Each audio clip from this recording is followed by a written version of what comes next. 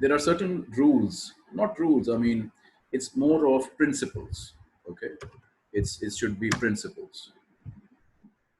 So there are principles of circulation, right?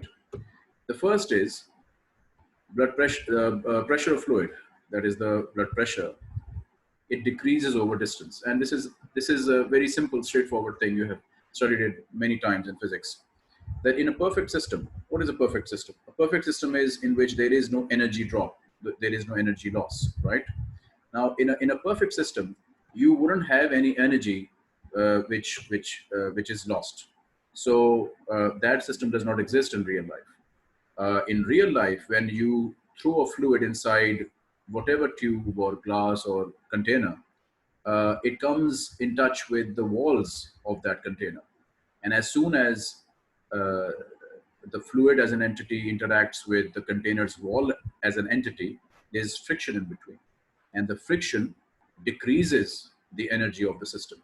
So to put it simply, when you want to say this in biological terms, when the blood flows through a vessel, initially the velocity of blood will be more because it has just been introduced into the vessel. So when the heart pumps blood in from ventricle into the aorta, the friction is right at that millisecond is probably zero or near to zero.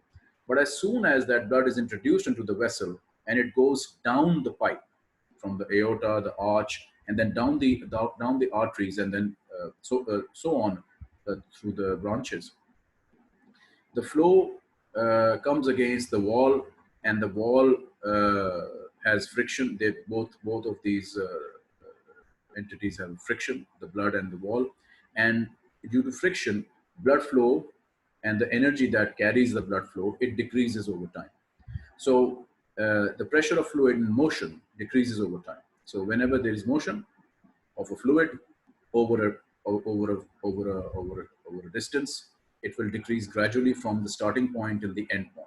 And you will see that later on when we study arterial blood pressure, that as from the aorta right down to the arteriole, there is a drop in flow and hence a drop in pressure. This is a very important concept. Okay, so that's the first principle. The second is interesting, and I mentioned it in the balloon thing. You remember the balloon in the, I think it was in the second video, that we squished a balloon filled with water. The main point was you are increasing or decreasing pressure inside the balloon on a fixed volume. The volume isn't changing. So volume is constant, but the pressure due to the squishing thing is changing, right? So now this is a very important principle of circulation. Pressure changes in liquids without a change in pressure. So remember the whole thing we discussed about the cardiovascular system being a closed system. So when in a closed system, you have a finite amount of blood. The blood is constant. Let's say it's constant. It goes through certain fluctuations, but let's say over a time, it's constant, right? It is generally constant. So on a constant fluid, you are now applying various degrees of pressure. So that pressure will be transmitted on the walls of the arteries, just like the balloon pouched or sort of ballooned, quote unquote, around your fingers and etc. etc. So the arteries are similar because they are distensible. So they would distend when you would suddenly introduce a bolus of fluid or blood in them, just like the squishing maneuver. So just to put this on the map, the pressure changes on the liquid inside a closed system without any change in volume changes the pressure. This has practical implications, which I think we'll touch upon in this lecture, but definitely in later ones as well. Right. This again is something that we have done. Delta P, without delta P, without a gradient of pressure, you will not have any flow.